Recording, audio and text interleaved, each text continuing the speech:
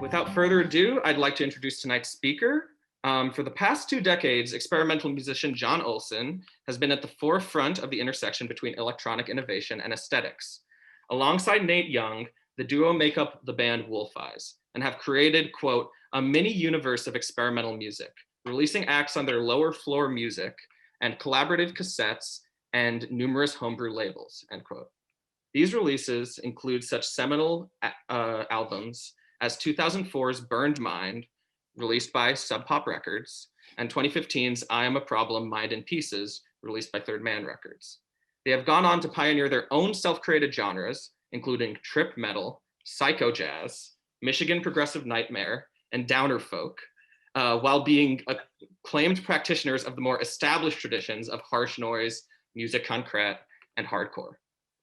As Inzane Johnny, Olson has taken his expertise on these genres and interpreted it through the burgeoning phenomenon of memes. He has seen his own specific brand of humor, one which is serious about art but ludic about life, disseminate into a digitally ubiquitous sensibility, echoing the hardcore house show handbill era of the 90s and early 2000s. To quote Nick Flanagan writing for Toronto Now, though the medium of memes is new, Olson's Instagram presence is in service of preserving some level of DIY culture, linking the collage-like homemade visual jokes with independently released music. In many ways, Johnny's in-jokes work to both reward his followers who recognize long-standing references and as a Trojan horse for introducing his viewers to a depth of musical knowledge and history uncommon for meme pages. Alongside bits concerning Steely Dan and Drake, the followers are introduced to bands and artists such as, but not limited to, Bill Nace, Blood Incantation, Albert Ayler, Jandek, and Eric Dolphy.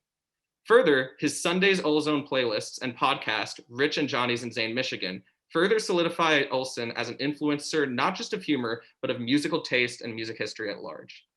Further, I'd like to note that he is known for meming institutions, none more so than our very own Bard College. The page has garnered over 100,000 followers and has been covered by such publications as Exclaim, Tiny Mixtapes, and Toronto Now. Johnny has often been humble in interviews about his own page, writing off as juvenile AF, and its content is having a lifespan of less than a day. However, despite his meme's brief lifespan, one would be hard-pressed to find the curatorial feat of Johnny's long-standing page to be anything less than an aesthetic accomplishment, an important cultural touchstone for experimental music culture at large. Without further ado, I'd like to give Johnny the floor. Well, thanks a lot, Nick. Let me turn the blush effect off of the Zoom here. Yeah, some big words coming in there. So yeah, wow, where to start? I guess when I was thinking about this, I think I'll start at the earliest I can, just in terms of humor and I don't know, garnishing attention, I guess you could call it. But I grew up in a military family, and we moved around a lot. My dad is a retired brigadier general in the Marines, and we grew up around the Mount Vernon area of Washington, D.C., and then we moved to Okinawa, Japan, and back to Michigan from Japan. But I don't know how many of you Bard liberal types have spent a lot of time with the upper echelons of military, but they use humor as kind of their normal conversation. And when it's time to get serious, they get serious. But usually 90% of the time, when you're talking to, generals and high-ranking military, it's all jokes, really, really funny jokes. It's their, not to sound corny, but it's their artillery, their weapons and stuff like that. So when I was growing up, my father rarely spoke about anything really. It was mainly just jokes. And when it wasn't jokes, it was not chill at all. And my mother was she was Miss North Dakota in the 50s. And she was really intense in the Bo Derek 10 era. And she had a bumper sticker on her car that said, "Wild women don't get the blues." And she was something else. She still is. But when I was growing up, humor was the only way I could get any attention from my parents whatsoever. I was I had my sister, but we were on our own a lot, and so I would see my parents just for a little bit of time. So we had to maximize the time we had with them and try to be funny and try to make them laugh, just to interact with them, because it was either super gnarly nuclear weapon things or really lighthearted funny jokes. For instance, my dad would have a big Halloween party in our suburbs in Dumfries, and Jim Jones, who now is one of the main military people in Kuwait, was there, and he was dressed up as the Hulk, and my mom had a bunch of boxes out saying these are Frankenstein's parts, and the first one was a bunch of nuts, and she's like, you're supposed to guess that that's Frankenstein's brain, and then there was like a bunch of jelly, and that was Frankenstein's I don't know, whatever, and then the third one was a huge cucumber. So I think everybody can understand what that one was. So that was the kind of stuff we were going on with military generals and Marine generals at that. So it was, you really had to come up with something to be funny. And then when we moved to Okinawa for 4 years, it was just the same, but intensified. So that was our common language, as our family had. We rarely talked about anything serious at all. It was just jokes about current topics and anything to defer from the impending doom around you, Marine style. So fast forward, we moved from Okinawa, me and my sister, to live with my mom in Michigan. She got her PhD in gerontology at MSU. So it was the three of us, and it was still joke central. And, it was a really good time and stuff like that, but it was, serious times and things like that. So around that time, I saw the Jesus Figs play, which was the first, really intense punk gig I saw when I was in the 8th grade. And they introduced me to skateboarding and all that stuff and being in a band. So it was really, and to go back, the Jesus Figs were a acid skinhead band that played on pots and pans and sang into TV static. So it was a really life-changing event in '84. And that got me into playing music. So I got into playing music with my good friend Brian Ramirez, who was a lot older than me.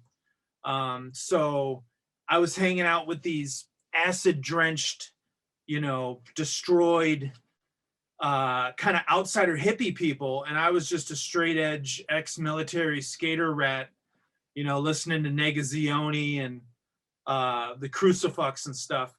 So it was, I wasn't a part of the hallucinogenic underground culture, but I was playing in the bands and stuff like that. So we started a band called the Rendering Sons, and no one would come to our gigs whatsoever. So Brian tried to make some flyers, and I don't remember them being anything really standing out. So I was, I always drew a lot and thing like that. So I was really into making flyers to get people to come to the gigs.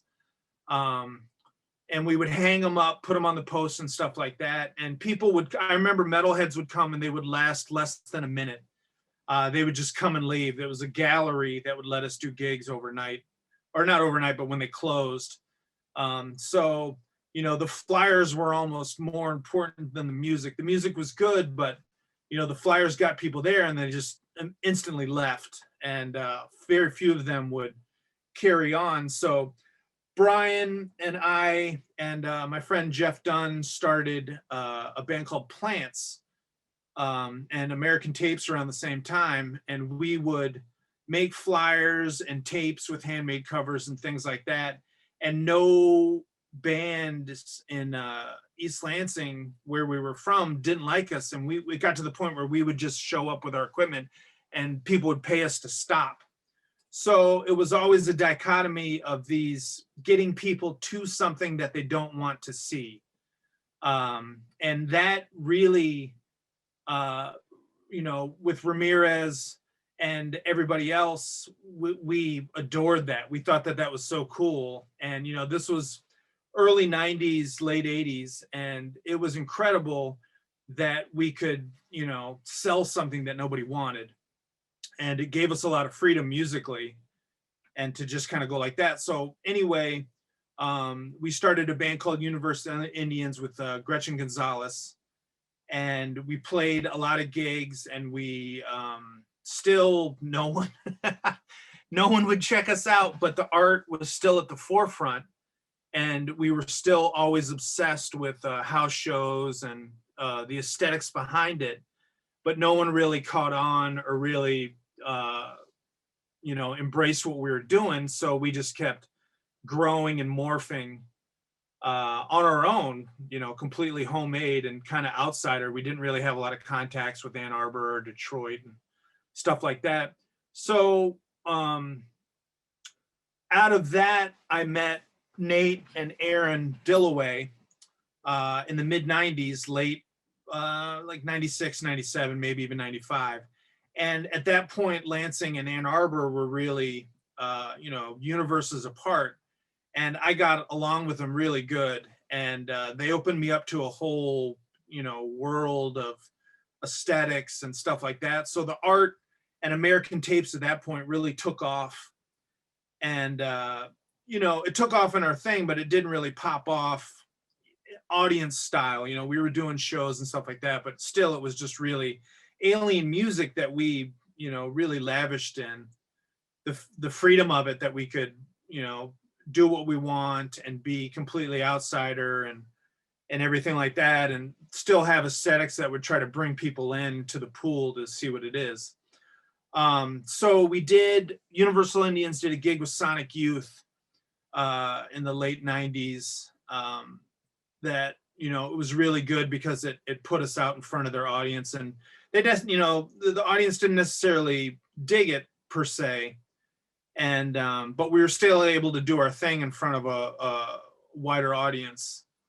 And, that really solidified what we were doing at that point to move forward. So, Wolf Eyes were starting at that point as just a duo of Nate Young and Aaron Dillaway. And we were doing gigs together with UI, and it got to the point where, Nate was singing with UI and Dillaway was playing guitar and Gretchen was in there and stuff like that. And eventually at a gig in Bowling Green, it was a UI and Wolf Eyes gig, and we finally just said, or they were like, all right, let's just do it as the three of us. So, this is a brief example, but it leads up to the, the meme thing. So Wolf Eyes played, and we, I was a member, and we did a really long tour with Sonic Youth when Lollapalooza shut down. And it was a lot of strange gigs that were picked up because of the Lollapalooza thing. And it was still, the audiences didn't really like what we were doing. We had sheet metal and no drums, and people in Seattle really hated us. I think that there was even like some death threats or something like that. But the aesthetic stayed strong, and we were able to maintain an aesthetic to still get people to this thing that they, necessarily didn't like. But, at this point, we were doing our thing in front of people that, didn't really want to hear it, but it made our aesthetic stronger. And the freedom was still there. So anyway, we did the Oops tour, and we weren't fully embraced in that. We were still aliens even at that because of the no drums and the crazy sounds and stuff like that. But we still had to do images and flyers to get people to the things. It wasn't necessary, it was promotion for a certain point, but we had to have an image and get people there and post it and talk about it and stuff like that. So around this time, I met Tova, my wife now, and she works for Gannett. She does metrics and strategies and numbers and stuff like that. And she was the first person to show me Facebook and Twitter and all these things. And it was always a shared hobby of us, not pop culture and stuff like that, but also new forms of media and groups and stuff like that. So, we were able to, we were doing, 200 plus gigs a year at this point. It just kept going on. And we quit our jobs to just do music full time. And that meant that we had to, not advertise, but, talk more about gigs, get people to the things, and find the, the flyer wall and the electrical poles of the 2000s to let people know about our alien stuff. And, around that time, Facebook started popping off and getting more prevalent. And then, one day in the summer, Tova was like, oh, there's this new group or this new platform called Instagram that's just images. And I was like, oh, that sounds chill enough, So warmed up to that, and that took a while to get used to. And, the music just kept getting more alien and more strange, but the platform kept getting more embraceable and easy to do and getting people in. So we were getting more comfortable with the aesthetics and putting out music information, that we did ourselves on these platforms. So around this time, we were getting ready to do a gig in Florida at Churchill's, and it was a rainy, snowy day.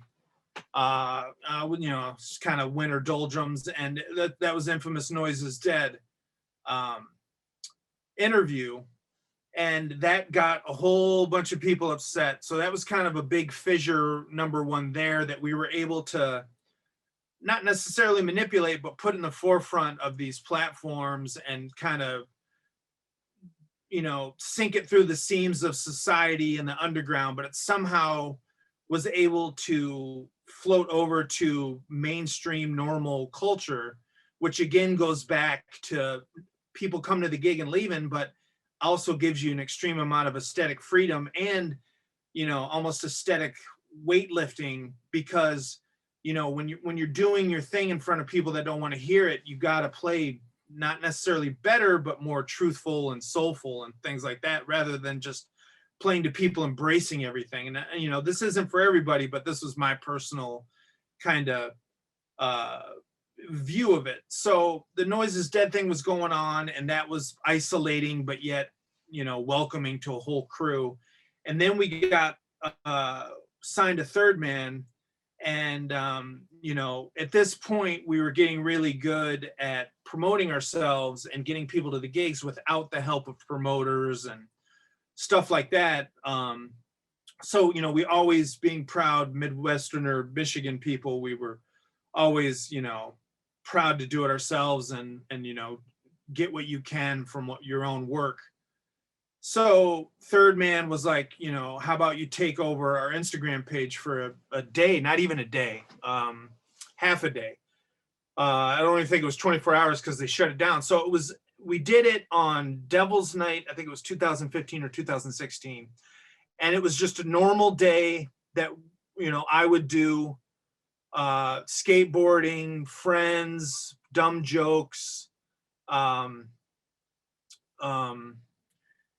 just normal stuff, but a lot of it, I've always viewed, I had a art class about teaching, and the teacher was always like, art is a exponential thing. The more you do of it, the more you can get your idiosyncratic language. So that a lot of people don't flow with that, but that really resonated with me. And in terms of American tapes and memes, a lot of them is just how I operate. I don't know. It's not for everybody. It drives a lot of people insane, but it's just part ritual and, goes back to making a mixtape for someone and trying to turn somebody on to, Parsons Sound or Loner Folk or a Private Press thing or something like that. Just trying to turn someone on to something, whether it be like our own sound or anything like that. So anyway, back to the third man thing is people just absolutely freaked out. They lost a ton of followers. Everyone was upset. And it was just us being ourselves, and it was weird, but it was also very exciting. And that ripple still resonates and solidified our front and center with, normie culture for some reason. We can be ourselves in our own little abstract island, but yet there's these people looking out, and a lot of them for some reason. But it's not intimidating for us to change. It strengthens our individuality. So that those were kind of the events leading up to the rock and roll relationship with pictures with words. To me, it's just an extension of flyers and trying to get people to another place that they're not comfortable with via welcoming aesthetics or images that are abstract enough to bring them in. And that goes back to Blood Incantation and Bill Nace, two incredible bands and artists that play really, alienating things that people can check out somehow, but it doesn't make them change their aesthetics from my vantage point whatsoever. So, the relationship with social media is always rock and roll based and goes back to, kind of isolationism, personally, ironically enough. And just, ritual and habit, when you're on the road and you're playing, Cincinnati one day and Columbus in the morning, you wake up, you have breakfast, you make a flyer and you post it around to get people to the gig so that you can survive and go to the next gig, and that doesn't exchange the mechanism of the aesthetics behind the abstract we do. So, that's that. So, that's kind of the long and short of it. Nick, if you want to start asking, you get some questions in there. Yeah, thank you so much. That was wonderful. I wanted to let everyone know that you can drop questions in the chat. You can also ask and request to ask the questions in person, but I request that you write out the question beforehand. Or I can read the question to Johnny on your behalf. Just say this at the end of the question you write. And while questions are coming in, I'd like to ask you, Johnny, if you could just talk a little bit about the selection and creation process for your page. You've talked a little bit about it in interviews before, but I wonder if you could talk a little bit about what the actual process of running Inzane Johnny looks like for you. Well, I look at my inbox and I look at like the first handful of messages I get, and it's people, I create, not so many of them, but I just curate what people send me. And, if it causes a chuckle or if it's relevant of, Phoebe breaking a guitar on SNL, I know that its life is going to be short.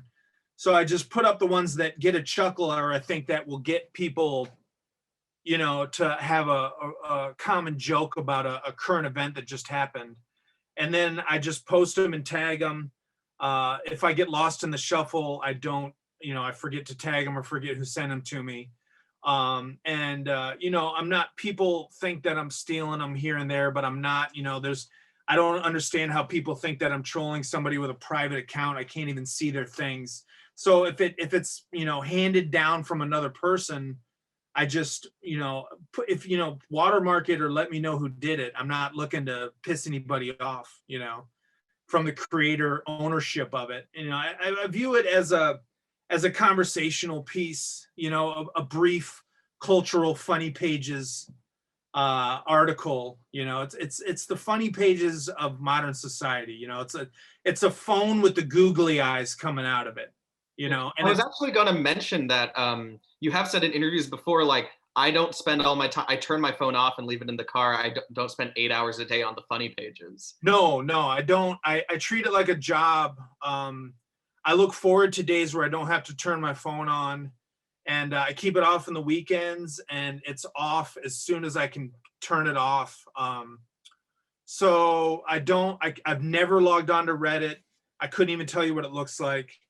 I don't, TikTok to me is just the dumbest thing on earth. I will never go there on earth. My daughter is even sick of it at this point. And I couldn't even tell you about platforms that are other going on, and to go back to, Tova, my wife, we hang out with a lot of journalists, and I absolutely love journalists more than anything. They're my favorite people besides weird musicians and, Bill Mace and Blood Incantation and stuff like that, and the Steely Dan people. I think journalists are just the greatest people. And, what they do is so important. And the whole fake news thing, not to get political, was just really bad. And thank God it's turning around, but it was a nightmare for these people. So anyway, how journalists use Twitter is just incredible. I really, really like that. And I kind of view Instagram as a setting sun. It's just everyone, it's just overused now. And I don't even know enough about it to really tell you the waves and stuff like that. But Twitter, it seems like a better, more intellectual place, I guess. I don't know. But I really like how journalists use Twitter, especially, the sports people like Graham Couch and stuff like that. They use it, like an art form. I think it's really cool. And Twitter is going to be really last forever, and it's a harder code to break, I believe, it just changes it, and that doesn't necessarily make it grow up, but so that's that. It goes back to journalism and how they use it too as a tool. I don't know if that answers your question, but no, that's perfect. Yeah. We have some questions in the chat. Okay. The first one is, and this is a pretty practical one. Will your book on Third Man ever get a new physical pressing? No. I love those guys. The books is great, but I'm MRR, Maximum Rock and Roll, said, I think it was Layla Gibbon, one of my favorite writers for that magazine, said that it's gone, but she said, I believe it was her, that every scene has 5 years, and people, I think that's great. In the punk world, like a band rarely lasts a year. It's like a demo, 7-inch, and they're out. And, like society and everything changing, you got to roll with it. Think when you fight against change and all this stuff, man, it stops growth, So having a thing bookended is incredible. Having a start and an end, I think that really helps it grow in history. And there's really no reason to hang on to it, Ironic for the fact that we've been doing weird stuff for so long, but we're still change as much as you can. Change is great. Change means something's destroyed and something's born. So I'm always for movement, forward movement. So no repress. It's available digital. So that's that. Amazing. Yeah. Okay, cool. I'm going to jump ahead the questions because I think this is a pressing question. Tiffany Shaw asks, can you talk a little bit about Bard College as a subject of memes? Also Steely Dan lol. We did one gig there with Dillaway, I believe, early 2000s, and it was it was really weird, man. Like we went on campus and we didn't see a single adult at all. It was like we played in that burned out graffitied room. I don't know if it's there anymore. And we crashed at someone's house, and it was just it was fun. It was a super cool gig, but it was like camp without, without adults. Like they murdered the adults or something like that. It was like Zany House 101. And it's just a weird place, but I don't really, it goes, I guess it was just because of the Steely Dan thing. And the Steely Dan thing is just, it goes back to being yourself in front of a wide audience. Steely Dan is such a polarizing band, you either love them or you hate them. And to be honest, I don't listen to him that much. I like the demos a lot. And I love progressive rock more than anything. It's one of my favorite things. And to me, they're just a weird progressive rock band, and they sang about Bard in a really cryptic way. And they're just a cool band that, normies like, but they're really fucking weird, So it's just, I don't know what happened. I got a really good poet friend, Carla Harriman, that went there. So we talked about Bard a lot. But it just kind of, was a good, it was able to take the jokes, I guess. And yeah, it's just a really weird, unique school, so that's it. It's the Steely Dan of schools, Yeah. the fact that they have a meme thing it makes perfect sense, So true. This is the future liberals want. Zoe asks, are you affiliated with Insanely Rejected, or is that someone else? No, I don't. I got another reason. All right, sorry, everything's leading to something else. One of the main reasons I use Instagram for is because all my skate crew is on it. And, since my phone's not on, if we're like, yo, we're going to skate the Lansing Center, or like, yo, is the curbs dry? I got to holler at the crew on that. And the only thing I really look at on Instagram is skate clips, because it's really good for skating.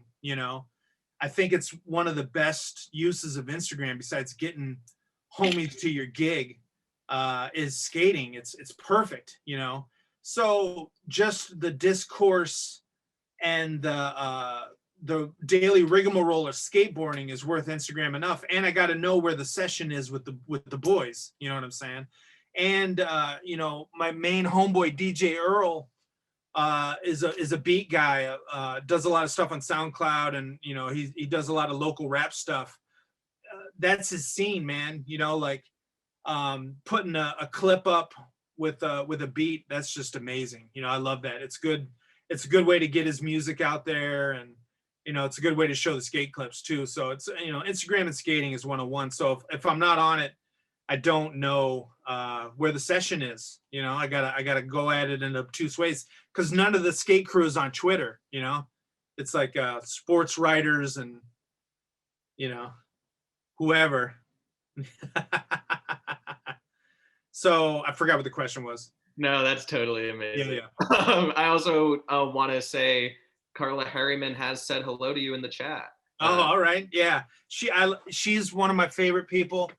She is the coolest. I love what she does. And if Bard turns out Carla, dynamite. You guys are doing the good thing, Oh yeah. Gail Messer asks, can you explain egg punk and chain punk? All right. I got to go back to 2018 on that. Well, going back to Maximum Rock and Roll, I guess it would just be the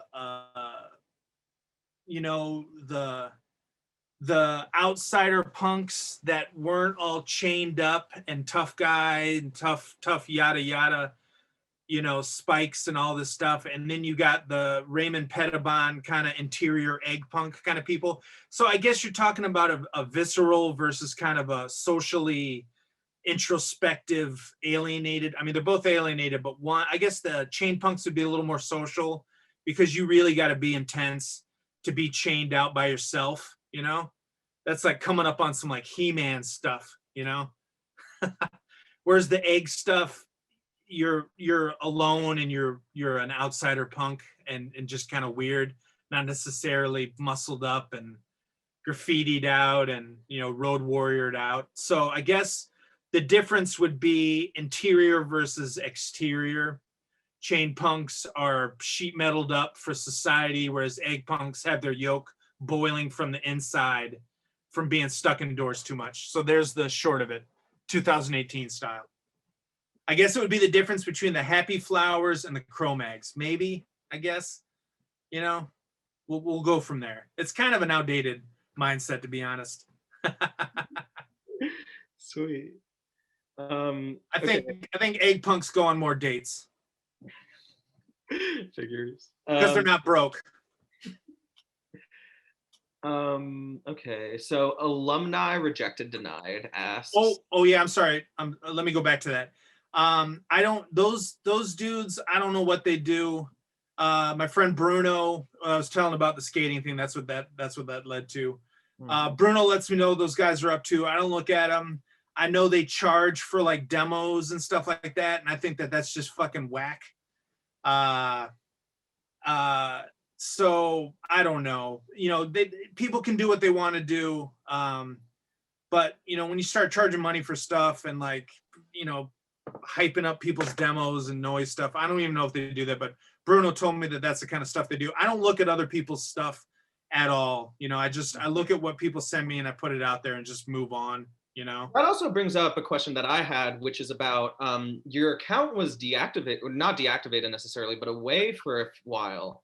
And also there, like, all these imitators popped up. And I'm just curious how you've handled, broadly speaking, like having this sort of broad attention create copycats and how they've profited through that anonymity. And I'm just curious if you have anything to say about that. Well, they don't, I mean, you know, I don't know. I don't know anything about them, you know. I would be upset if they did like racist or homophobic stuff. Tova was like, you gotta go back in case those guys do something, those people do something whacked out and think that it's you. You know what I'm saying? So have you ever had to approach people about anything? Like, have you ever been in touch with the insanely rejected guys, telling them to? No. They I think they hollered at me earlier on. I think they're British, maybe. I don't know who they are. But I don't know. I don't know enough about it. I know. I claim the apathy card on that. You know, people, I think if it's not hurting people, you can't tell people what to do. You know what I'm saying? I think that individuality is the key to the game. You know what I'm saying? Well, this also brings us a little bit into another question asked by someone named Alumni Rejected Denied, which is, can you describe your relationship with the community of meme makers, publishers such as Fad Albert? And that actually, I'd like to tweak that question a little bit. Do you see meme makers as a community? Do you feel like you're part of a community of meme makers? No, not at all. Fat Albert, she is what is it, Elena or Elena? I think she's incredible. She is great. Mother, which is frightening when you when you see all the drug stuff she posts. No, I don't. I'm not. I don't know. Community is a weird word. You know, I don't, you know, I don't want to be a part of any, I forget who said it, but I don't want to be a part of any community that, you know, wants you or whatever. I forget the name of it. You know, it goes back to creating your own genres, you know, ironically enough, you know, but it's like, then you start having, I don't know. It never really sits with me. You know what I'm saying? Community sometimes is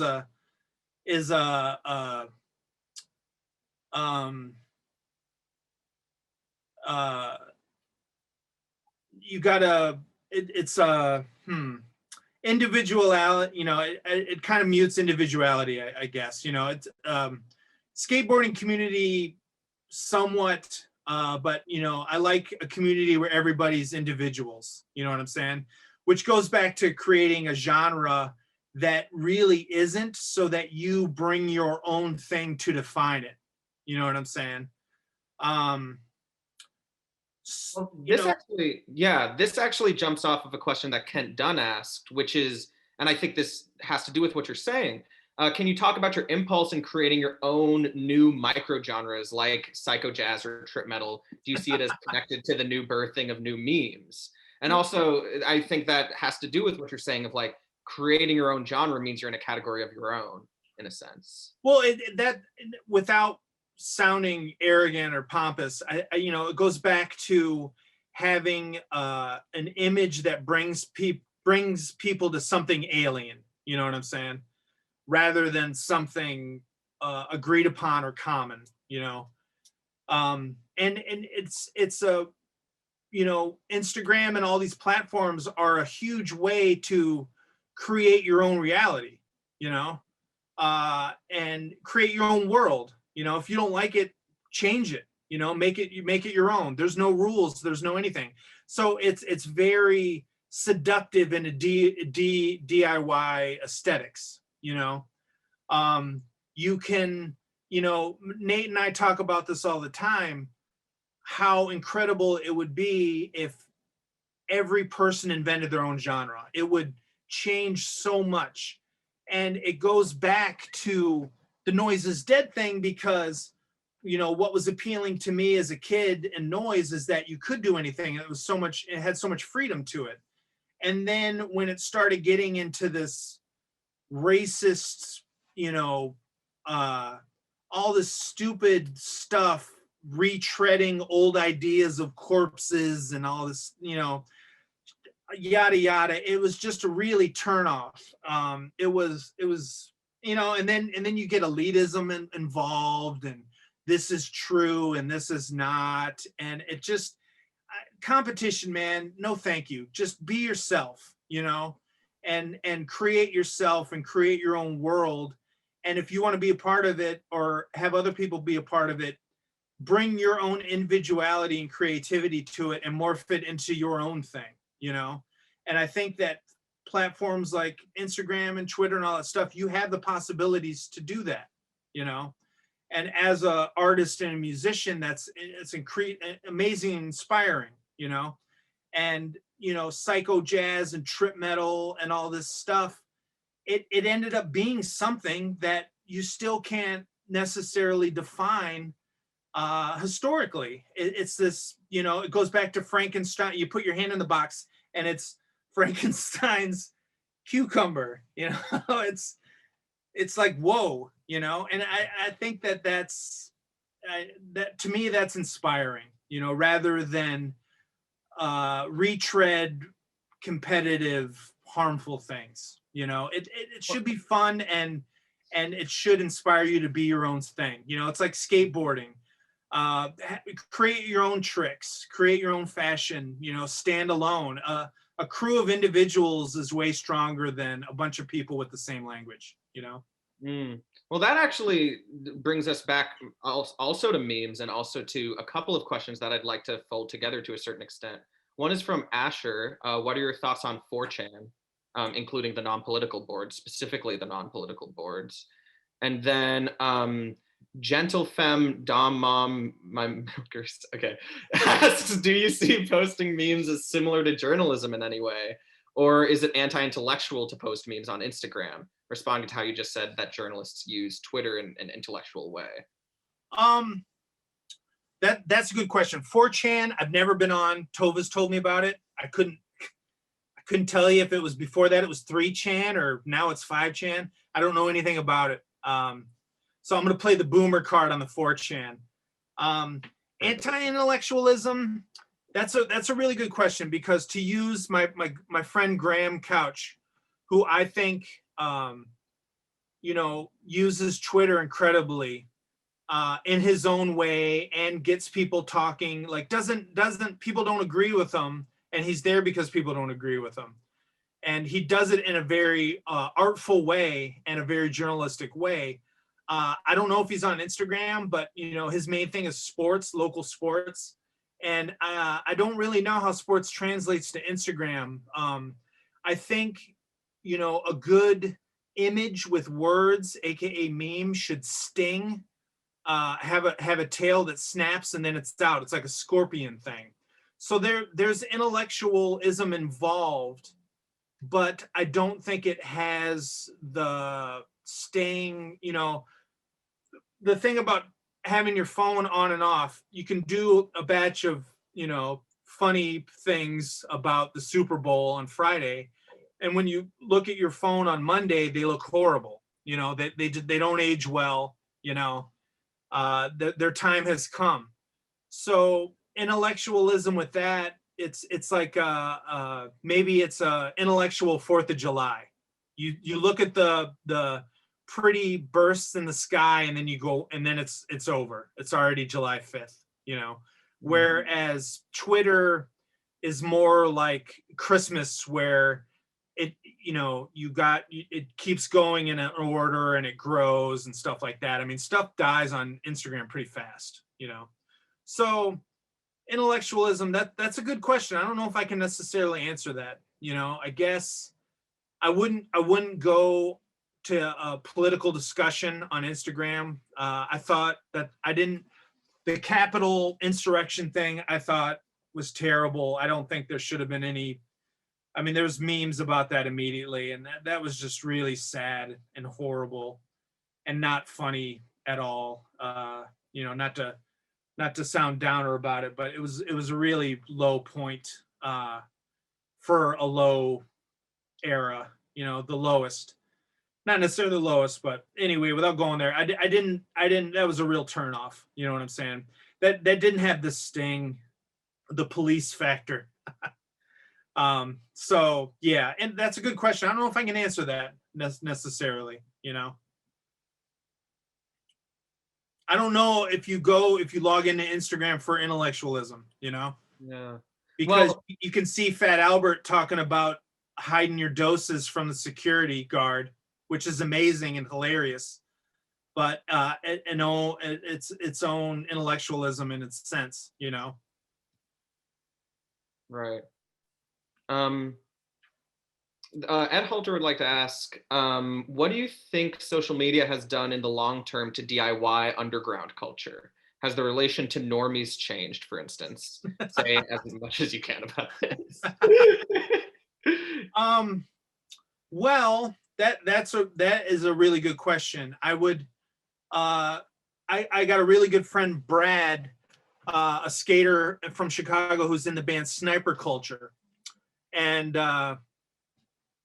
we, if we didn't have social media to talk through, we wouldn't set up gigs and we wouldn't necessarily have a whole lot to talk about. You know what I'm saying? So I think that it has helped with gigs 100%. If you can't, you got to hype up a gig on the platforms or no one's going to come. And I think that before social media, I think gigs were a little bit more insular, and I think it's easier to have incredible diverse gigs now.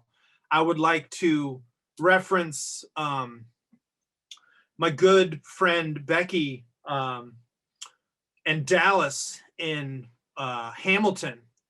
Becky is incredible on social media. She does social things. She's, great artist, amazing musician. Both of them do Strange Waves. I've talked about this with Becky before. I was just like, look, I love how you present yourself and your aesthetics and your gigs on social media. You do it in a way that is exciting and it's not about you. And, it's very diverse and it's incredible. The gigs they do, they're two of my favorite people. And that's an instance of it done right. So I think it's really good in bringing in the chain and egg punk people. You can get a really good gig rather than before it would just be harder to reach out, So getting outsiders together, I think it's been a positive thing, 100%. But then I do want to relate it back to, has the relation to normies changed, for instance, in Ed's question? Well, the normie thing is great. Like you can get normies talking about blood incantation. I think that is incredible. You know what I'm saying? Like Nace was like, my homeboy's friend at a wedding was like, what's up with Bill Nace? You know what I'm saying? Like somehow that tension makes for good aesthetics. I think it makes for good art. You know what I'm saying? Like when your normies look in at what you do and you can still be yourself, that's incredible. And not only be yourself, but be stronger in what you do. It makes the normies think you're weirder, and it makes you be more individualistic and weirder yourself. You know what I'm saying? Like my dad probably knows who Blood Incantation is. Guess what? Blood Incantation are going to be just as weird and incredible. You know what I'm saying? My dad might know about Demilich because of that. So it's the little hangnail on your fingernail that's going to bug you that exists, and to be able to balance between the two is an incredible position to be in. You know, I think that's completely exciting. You know what I'm saying? That that normies can check out. I mean, I'm not going to use Janik because that's kind of normie in its own way, but you know, some really out there bizarre stuff. You know, the Taj Mahal Travelers or something like that, or you know, hardcore HPC or KOS from Poland, or UBR or something like that. You know what I'm saying? It's like it's good for everybody. I think, you know, not to sound utopian or anything like that, but it makes everybody maintain being themselves. You know, mixtape style. Yeah. I also think, so that also brings us back to some questions asked by Cameron Orr, one of which, an amazing answer, thank you so much. Cameron Orr wanted to ask two things, one of which is, who is your favorite musician or band right now? And also, can you talk about Death Grips as a meme, as people who are out here, you know, just generally, could you speak a little bit on Death Grips? I don't. All right, going back to Death Grips as a noise band and as a meme. This all right. Woo, let me take a breath. So going back to people being individualistic and being themselves, but able to hang out and respect each other's individualities. Sean from Andrew Jackson Jihad lived in Lansing, and we became, when we're still incredible friends. I love that guy. I you know, he's got his own thing going on, and he talked about Death Grips all the time, and I listened to him, and it click, and I didn't think any of the memes that people send me and still send me all the time are appropriate, or I necessarily understand them, because I don't know about that. But Sean was a big Death Grips fan, and that was kind of his thing. So that is an instance where I don't really know that much about. I know about them, but I'm not necessarily enthralled with them so much. Not because of what Sean thought about them, but it's just a whole different thing. You know, saying I couldn't find the hangnail factor for them. What was the other part? The other question? Who are you listening to right now? Who are you into right now? Well, it's winter, so it's a whole different rigmarole of stuff going into. I'm going back. There's a bunch of a lot of the skate heads in town are all big hip hop fans, modern hip hop fans. So I really like Al Divino and ST Nas. I think those guys are totally killer. My friend Sean has turned me on to Rock Marciano. That stuff is great. Hold on, let me pull up the playlist. You know, winter is really good hardcore time because you're just going insane. So I've been going back to Yugoslavian hardcore and Polish hardcore a lot. I really suggest checking out an old label run by Habib called Knee Records that reissued KOS and all this stuff. A lot of really great ex-Yugoslavian hardcore that is just absolutely incredible and homemade. So yeah, a lot of modern hip hop that's great. I really like Stalker. Lila, come here, say hi. Hello. Stalker's really good. Hold on. YL is really good. Hidden Character is really good. Stove God I really like. My friend Sean was up on the Griselda stuff when it was like when Fly God came out. Fly God's incredible. And I like what they're doing now, but it's like starting to be a whole nother thing. You know what I'm saying? So, you know, modern hip hop is absolutely incredible. There's so much cool stuff. Thug Massena, my homeboy Bruno showed me into. That was really good. So yeah, I mean, winter's great. And then there's like the Taj Mahal Travelers and Finnish progressive rock. If people like Steely Dan, they should check out Finnish progressive rock, like Nimbus and a lot of sax players like Euro. I'm not going to pronounce his last name, but Finnish progressive music from the 70s. The people holler at me on Instagram being like, "Oh man, that's dad rock supreme." But hey man, that's all right. I'll take it, you know?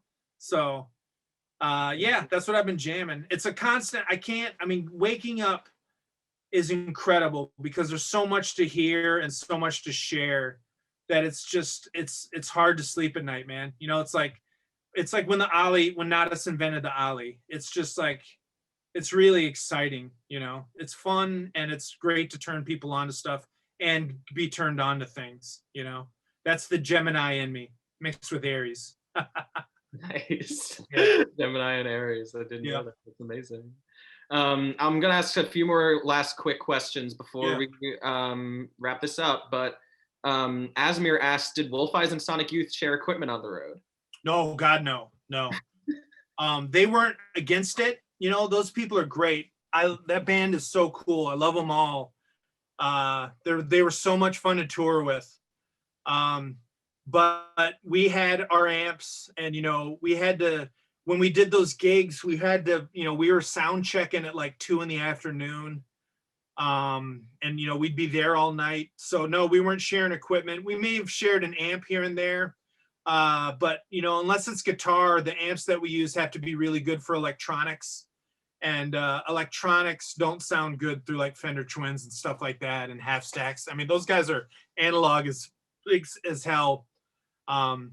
So no, we didn't share. I think I might have got behind Steve Shelley's drums one night, but no, they're great, amazing people, 100%. Nothing but respect for the whole crew and their road people, Dan, and all their sound people. They were so much fun. You know, they get it. You know what I'm saying? They were there. They were the weirdos coming up too. So great gigs. Those gigs were great.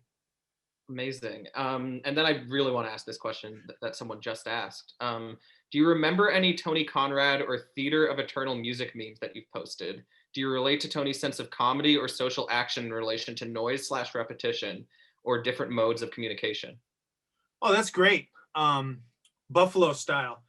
Well, Tova did a gig with Tony.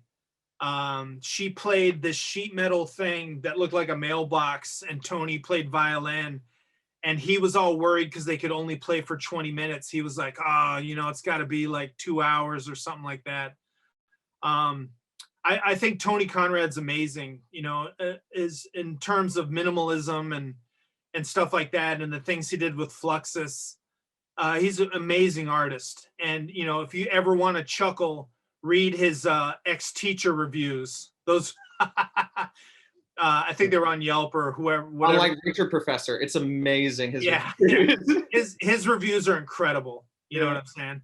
Our good friend Carbon was friends with him, and he was at a lot of the No Funds, and he was on the set for a while, and he was an incredibly open-minded artist and a great musician. When we played a festival, Faust was going to do Outside of the Dream Syndicate with Tony, and he died that night, so they weren't able to do the gig, but they had all their gear lined up, and it was going to be incredible. So it was really sad to not see that happening. But you know, I hate to say it, but you know, I listen to Lamont Young more because I really love Lamont Young's sopranino playing, and those records with his wife are just so good. So, and you know, Tony was on those too, but my ear's a little bit more in tune with Lamont. You know, I listen to that all the time. That's completely inspiring. You know, real quick, I just want to say too that the word Inzane came from Crazy Jim. We were in Brattleboro, Vermont, and we were driving by an insane asylum. And Jim was like, "That's an insane asylum." And I was like, oh my God, that's incredible. You know what I'm saying? So like those little like when I first heard mug, I worked at a phone repair system in Southfield, Detroit. And it was Friday night and we were working, and one of the women was like, oh, there's 99-cent margaritas at this one restaurant and I'm about to 99-cent them mugs. I was like, oh my God, that is incredible. That is so good. So it's more, you know, all these little idiosyncrasies of languages that you can inject into the stream of language is further, you know, further aesthetic examples of like the memes and like all that stuff. You know, it's one thing to hear it, but to interject it and put it into the current of normie aesthetics is another thing. You know what I'm saying? So that's two examples of that. Amazing. Yeah. And then I just wanted to land on this question, wrap it up. And sorry to anyone whose question I didn't get to, but is there a point when you would consider ditching the Inzane Johnny anon handle and just come out as John Olson? And I think maybe one way I'd also like to tag on to that is you talked about the arc of these pages and how much more into Twitter you are than Instagram. So I guess my question is, it's kind of a cliched question, but what are you seeing as the future of Inzane Johnny since you've switched up the memes so much? You used to have a handle, I think, called Wolf Eyes Psycho Jazz or something. Yeah. We split it because it was too much on just the band, you know. The future, I don't, you know, I don't have a lot invested in it, you know, especially when the getting people to the gig. I don't know when our next gig is going to be, you know, and we've been talking about thinking of a future where maybe there isn't even gigs for a long while, you know. And I gotta say, it's been hard in the COVID times to be like, why, you know, like you know, so the future, I don't know, maybe it'll just die off or just stop, you know. I don't view it. I already feel that it's in its autumn of its creation, you know, like going back to the bookend things. I don't want to hold anything so precious that you don't want it to end, you know. Having American Tape stop at 1,000 was really nice, because it put all that in perspective and let it just kind of sink into the seams of, you know, where it should be. You know, you can't flex on it being this or that. History's gonna make it its own way, you know. So going back to the MRR thing, if it stops, it stops. When it feels right, just go by being cognizant, you know, when you don't feel inspired to do it or feel like it's not being inspiring or feel if it's being bullying or something like that, then just stop, you know. Just walk away. You know, what you really know the importance of something when you feel you can walk away from it, you know, and it somehow that keeps it growing in its own way, you know. So to cling to it, you know, whatever, you know, things change. Like, you know, Bard. Like a 4-year term. Wow. Yeah. Okay. Well, on that note, I think that's it. So All right. Thank you again, Johnny, for coming out. Yeah, thanks. That was great. a wonderful, wonderful, wonderful talk. And thank you all for your wonderful questions. I want to encourage everyone watching again to attend, if you are a BARD student, the first meeting of the semester for BARD Meme Lab. That's starting February 10th. That's tomorrow at 1 p.m. And you can email us your submissions to content, our research journal, or if you're interested in being an archivist for us, email us at brdmeme@bard.edu. That's Bard. I'll put that in the chat one more time, brdmeme@bard.edu. And thank you again, Johnny. That was amazing. Thank you so much. Oh yeah, thank you. That was great. Yeah, thank you so much. Cool. All right, great. Thank you, everybody.